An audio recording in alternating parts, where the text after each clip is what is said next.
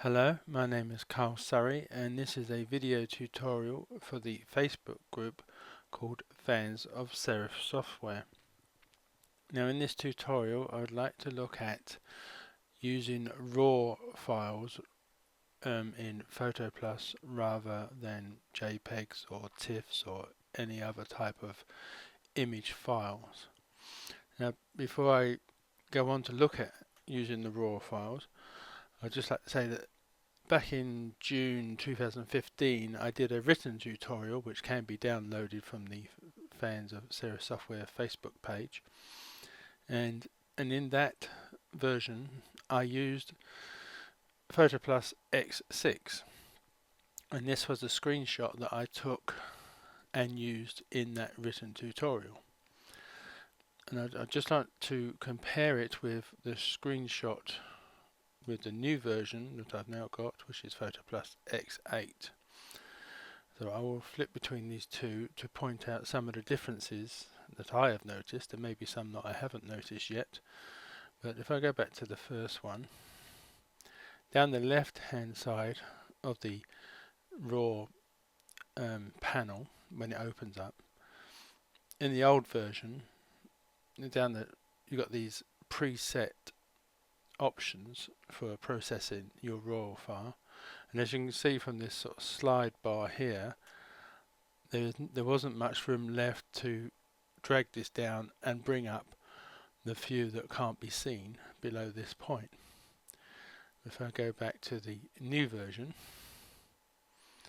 as you can see there's a much bigger gap now below the sliding bar, which means there is an awful lot more of presets in the newer version of PhotoPlus.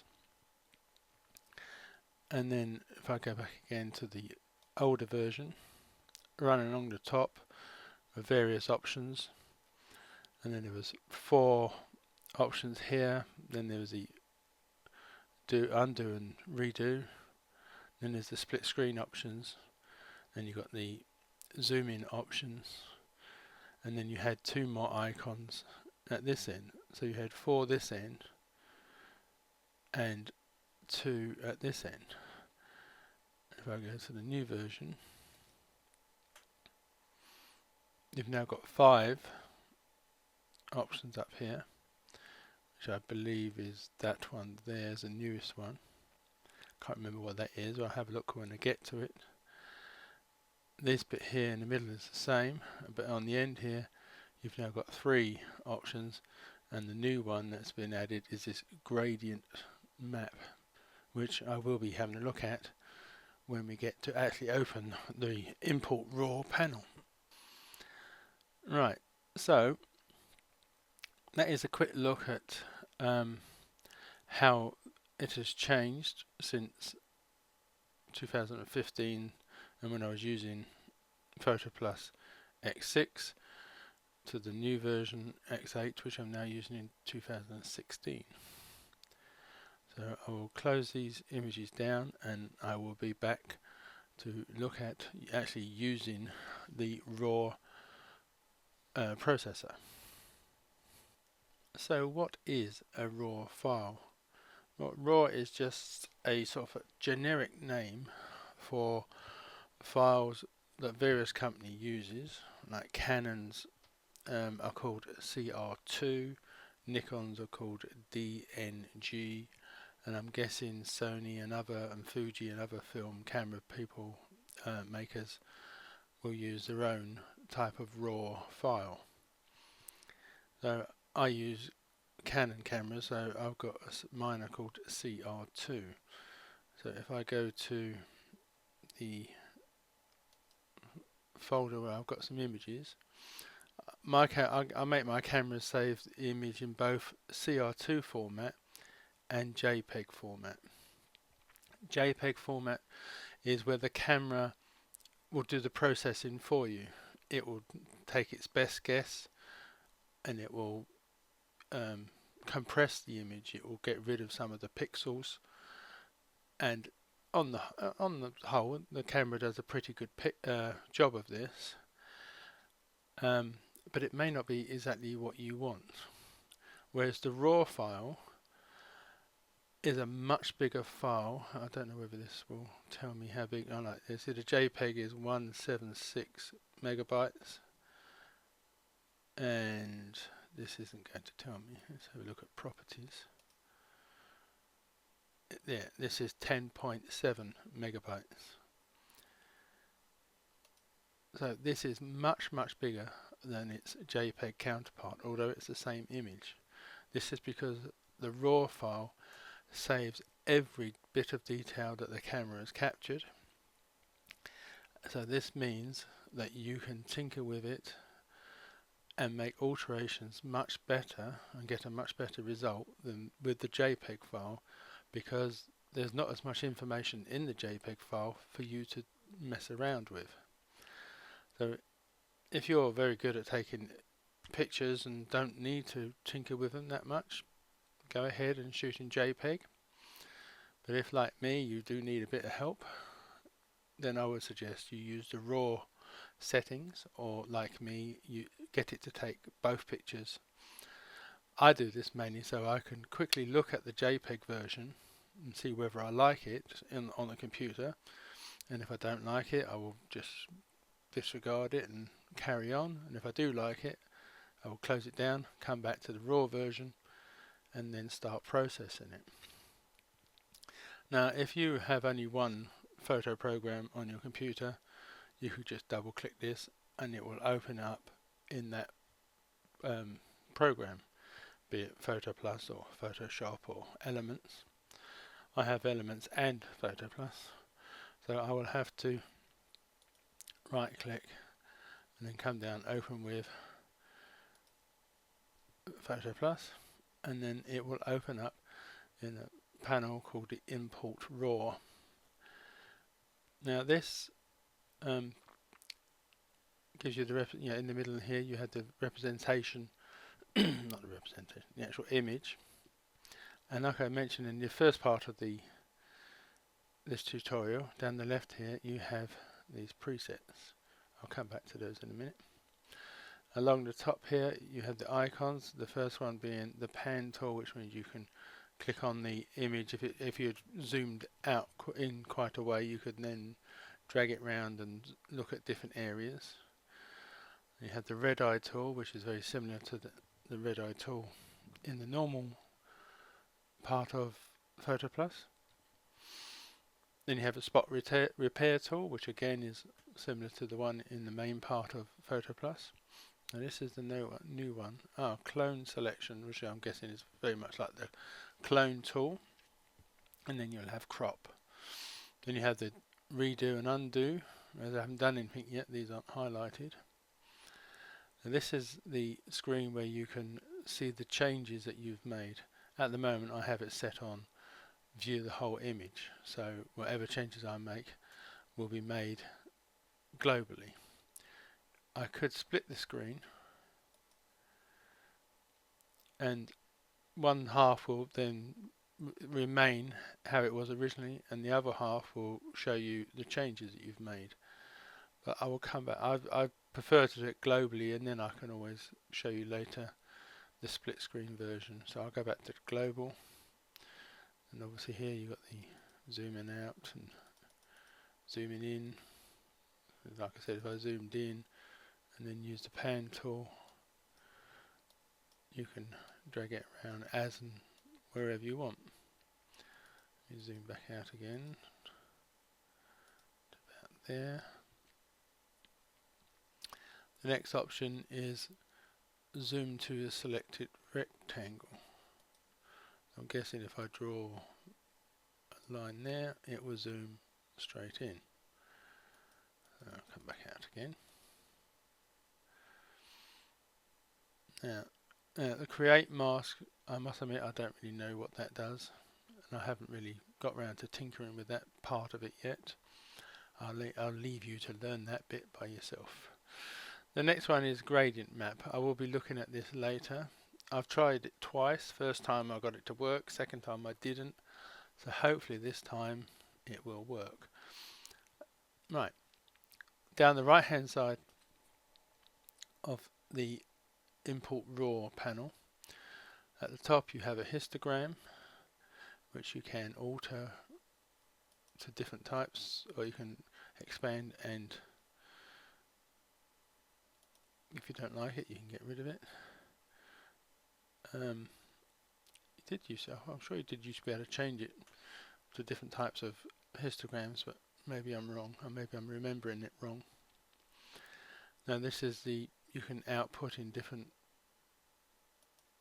8 bits or 16 bits depending on your computer, and whether you want to do it, you want to output in a raw format again or other types of format. I just leave it on wherever it is set on. And these other options below here are really just like layers and tools that you get in the normal part of PhotoPlus, but these can be used on the raw file. Now down the side on some of them you've got these little squares, and if you click inside one of these, come on, it will add that option to the image. So if I expand this, there's an arrow here, expand this, in the black and white film, whatever the presets were, it will add them to the image. You can always reset that back to the beginning by just sort of clicking this blue arrow on the right here and taking the dot away from that one there. So if I say do the curves and put a little dot in there, at the moment it won't do anything until I move the curves line, but again if I do the blue arrow over here, it will take that dot out of there and it will no longer have any effect.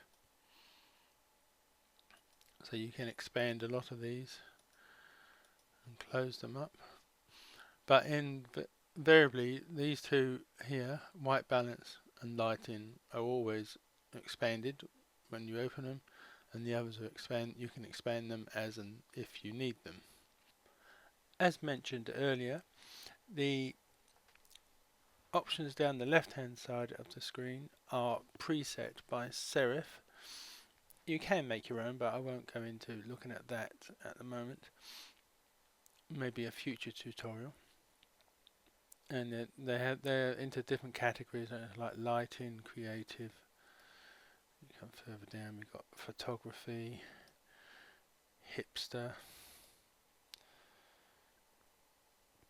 So if I click on each one of these individually, one after the other, and you can see how it changes, and also you can see what options they've used to make that image if you want to, because a little dot will come into one of these, and if you want to you can expand that particular one and see how they altered it. So let's have a look at the first one, which is intense.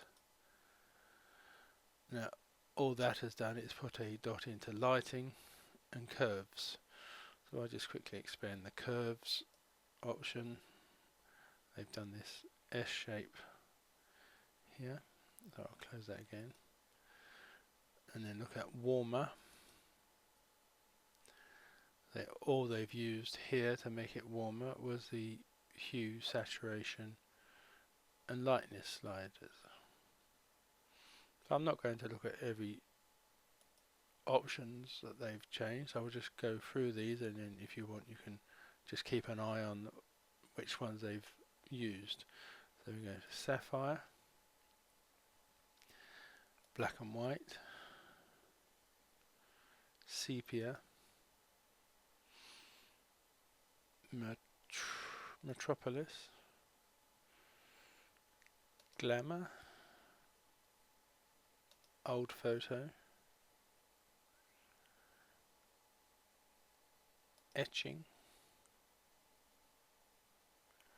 I'll just bring these down.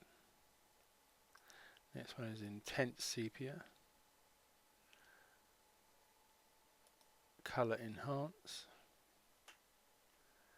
color fade,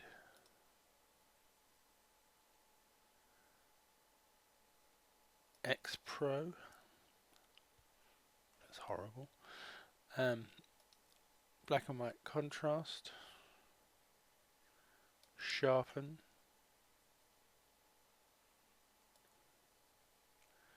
and then in last view we've got retro, nostalgia, blue tint, polarize, and haze.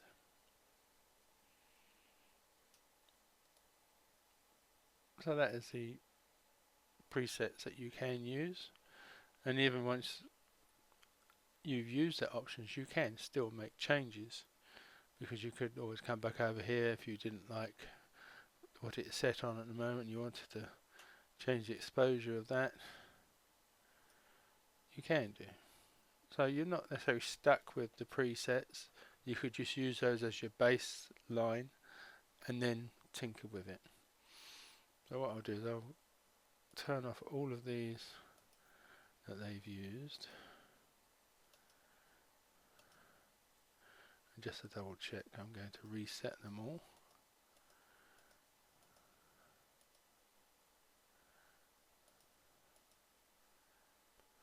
Right, okay, let's start processing this image. I'll do it my way. I mean, obviously everybody has their own little quirks and how they want to process their images. I'll show you how I would do it. You don't have to stick to this way of doing it. First thing I would do possibly is to make sure that the image is straight.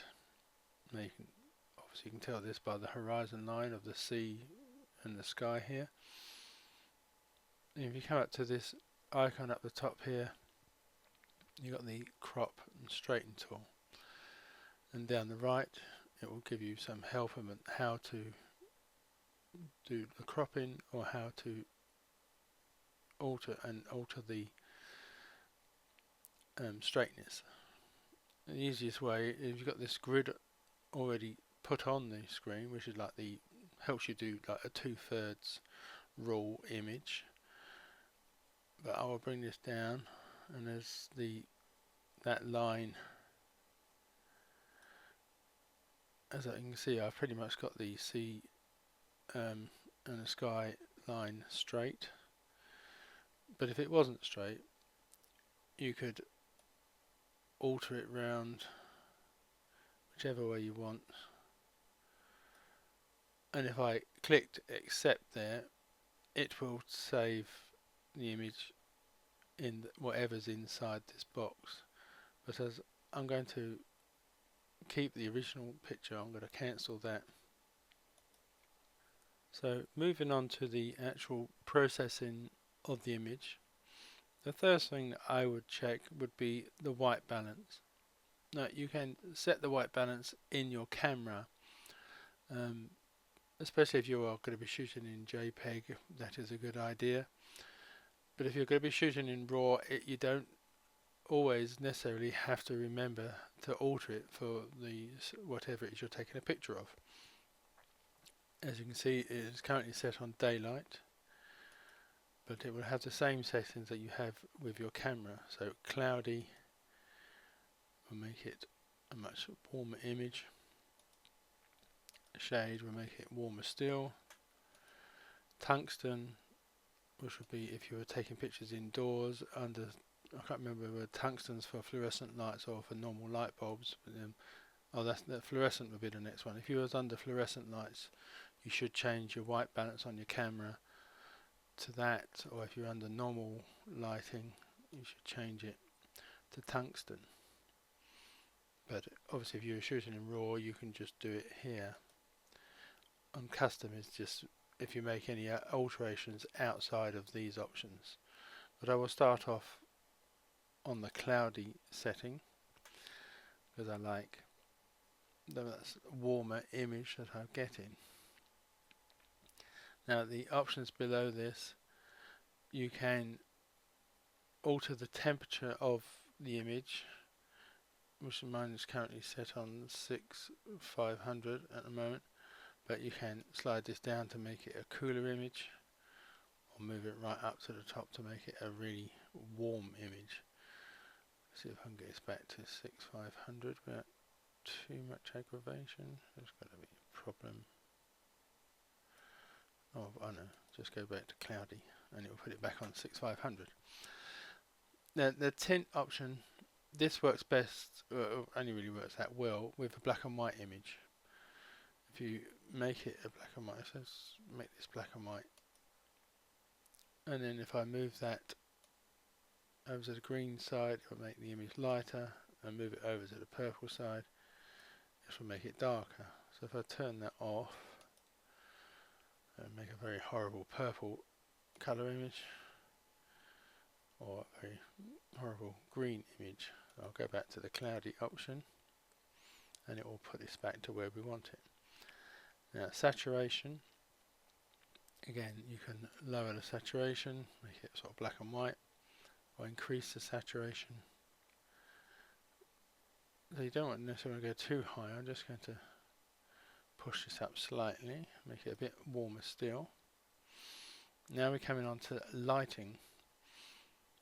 Now I want to lower some of the, especially these white areas in the sky here, but I also want to bring up the dark areas under the pier. So what I'm going to go with the shadows first, looking mainly at the under the pier, and probably went a little bit too far. I'll go back there. Now again I'm going to change the contrast, which will make the blacks blacker and the whites whiter depending on which way you go. So I'm just going to raise it slightly, and then I will increase the brightness very slightly. Now the exposure, I think I'll bring this down very slightly, which will make it darker.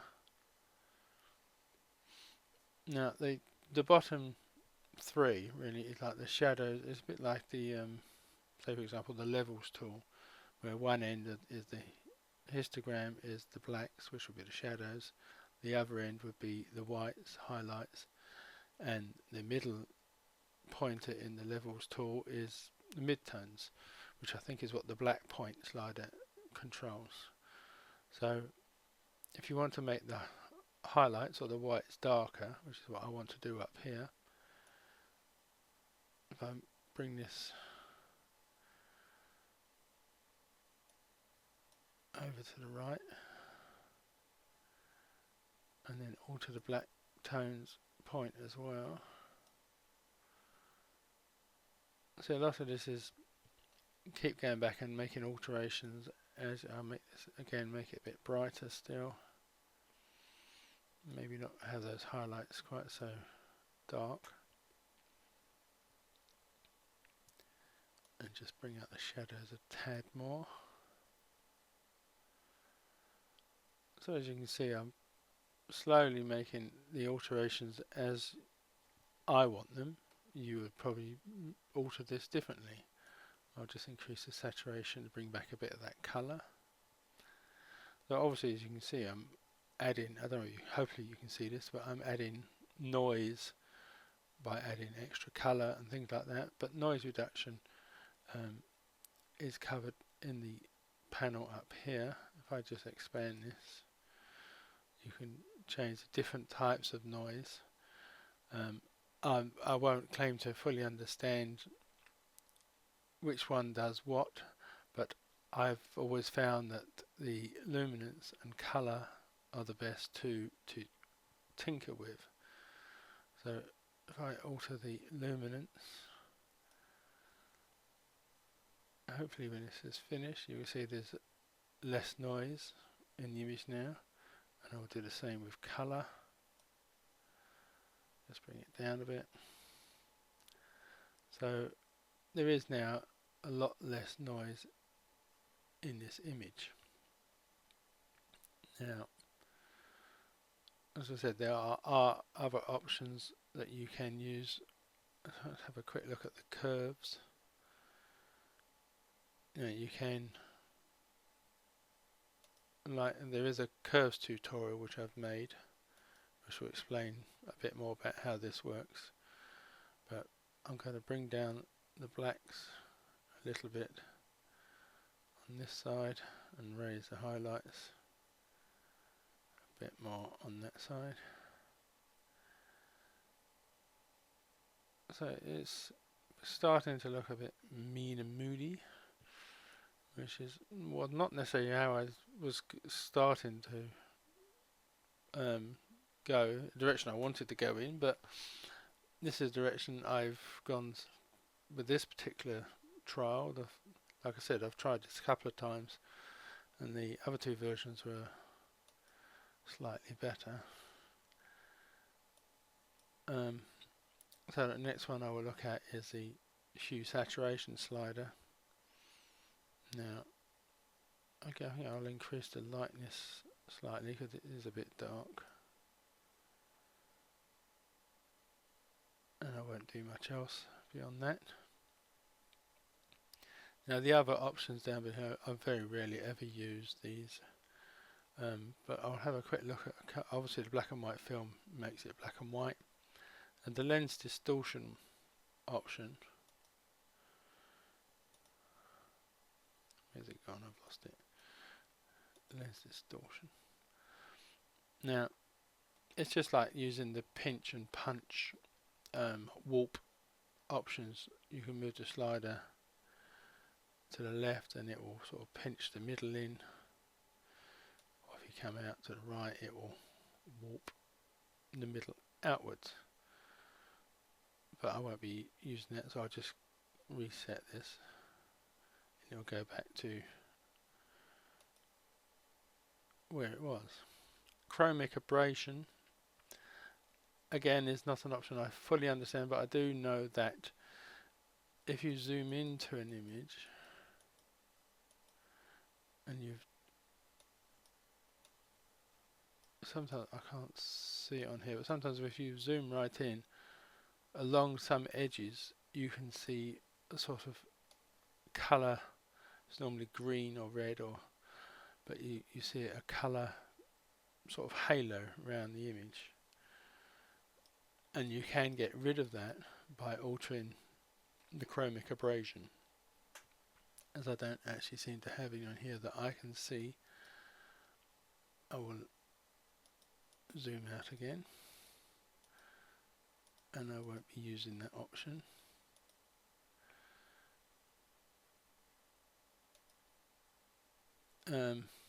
Vignette,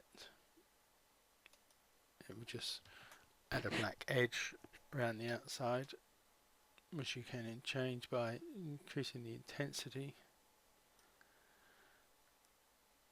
and as you can see it sort of darkened that corner, or each of the corners.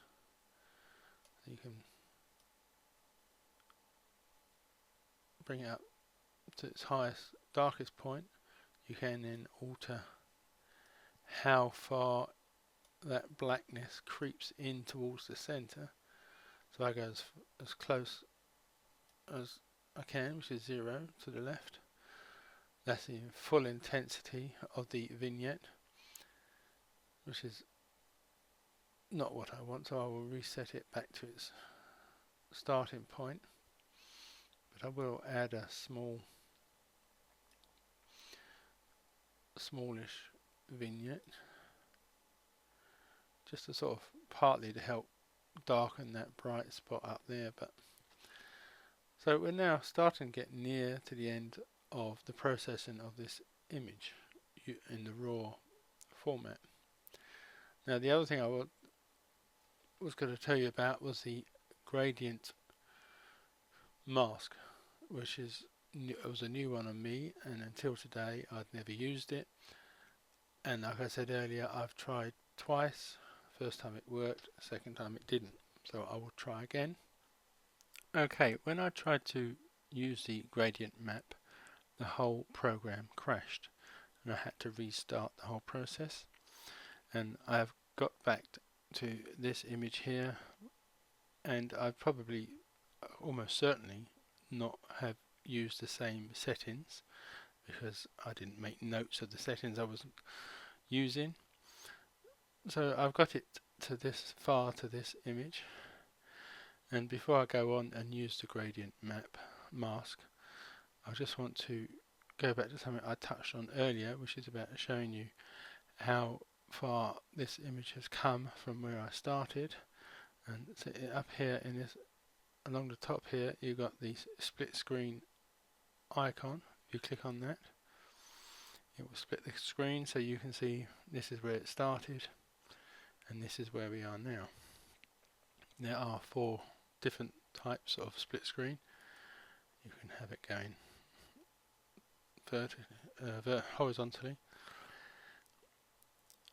or you can actually see both images side by side in a smaller version. So here up here you've got the before, and then you've got after, and then you can also have one above the other. I personally don't really like knowing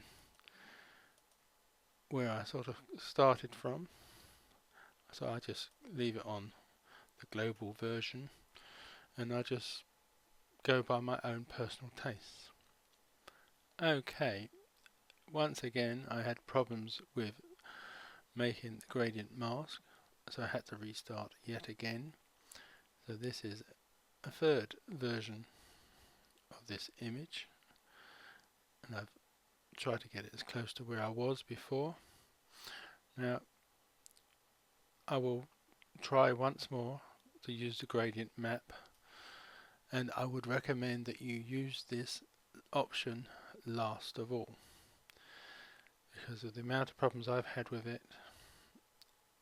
I would not recommend using it too often, and if you do use it at the end. It's probably easier to just click OK now,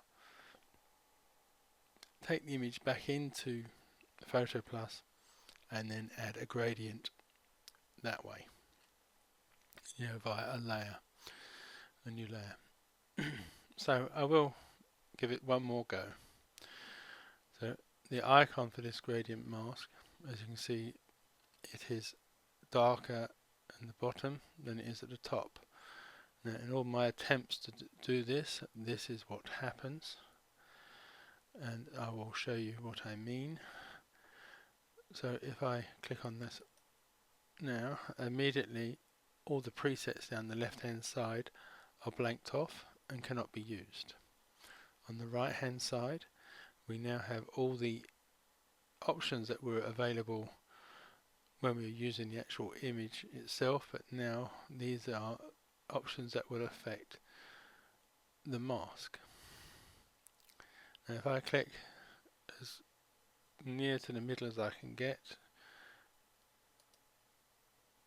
it will place 3 blue lines on the image with a black button in the middle. Now you can bring the cursor to either the top or bottom line. It will change into these arrows, and you can click, hold and move them, and both the top and bottom will move at the same time. Now what I'm trying to do is get the lines to be touching the top and bottom of the image. So what I need to do now is to click on the button and hold it and move this so it is a bit more central. So the next time when I move these apart, it should pretty much be touching top and bottom. Now, as I said to you before, the icon is like dark at the bottom and light at the top. And I've found that when you make this these lines, it does affect the bottom half, any alterations you make here, but not the top half. And to prove this, if I put the black and white film option on, it has turned the bottom half black and white, but not affected the top half. So I will undo that. Oh, it's crashed again. Okay, this will be my final attempt at trying to show you how this works. I've again gone through the whole process, made all the alterations. I've added the gradient mask. Now what I need to do is to change the orientation of the mask, so I want, because I personally want to affect the sky and not the beach. Now you can either do it by using the middle line. As you can see, the cursor has changed to these arrows, or on the right here in the options there's a gradient option where you can change the angle by using this slider. So that's what I'm going to do. Just click and move it and rotate. It can be tricky to line up when you get near to the other side. There we go. So now any alterations I do now should affect the top half of the screen. So what I want to do is to change the white balance to shade to make it a much redder sky. And I'll bring the highlights down a little bit.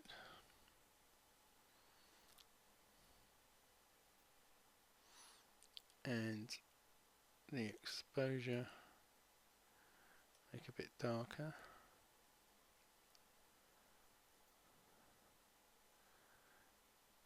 And bring the black point in a little bit as well. It's all done by trial and error really. But as you can see, I'm making just the alterations to the top half of the image. It's now getting a bit darker and moodier. And just in case it's going to crash on me again, I'm not going to do anything else. I'm going to leave that where it is.